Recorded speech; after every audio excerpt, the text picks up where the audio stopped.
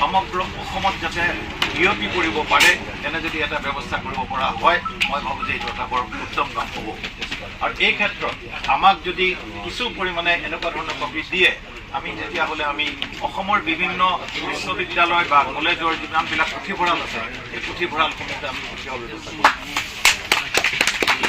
2 number কথাটো হ'ল আগৰ এটা পৰম্পৰা আছিল যে অসম সাহিত্য সভা যিখন ঠাইত অনুষ্ঠিত হয় সেই অধিৱেশন হৈ যোৱাৰ পিছত সকলো ধৰণৰ স্মৃতি ৰৈ যোৱা বিষয়বিলাক বা হিচাপ কিতাপৰ বস্তুবিলাক সকলোখিনি বা যিমানবিলাক ইয়াত ব্যৱস্থা হৈছিল মই কালি দেখি অভিভূত হৈছোঁ। তেখেতে আমাক দেখুৱাইছিল যে ইমান সুন্দৰভাৱে পৰিকল্পনা অনুযায়ী এই অধিৱেশনখন ইয়াত অনুষ্ঠিত কৰিছে।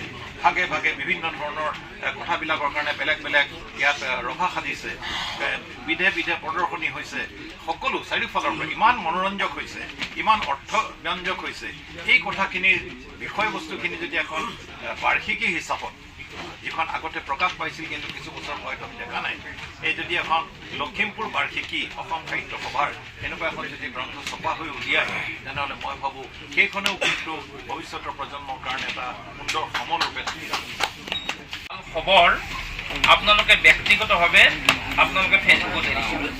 সেইটো মই অসম সাহিত্য সভাৰ প্ৰধান সম্পাদক হিচাপে আপোনালোকৰ ওচৰত মই কৰজোৰে প্ৰাৰ্থনা কৰিছোঁ।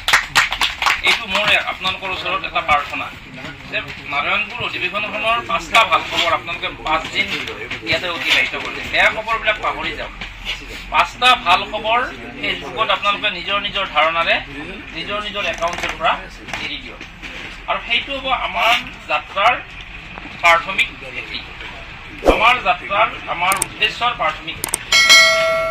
2 নম্বৰ মই 3টা আহ্বান মই আমাৰ নাৰায়ণপুৰ অধিৱেশনৰ কৰ্মকৰ্তাসকলৰ লগত ৰাখিব বিচাৰিছোঁ।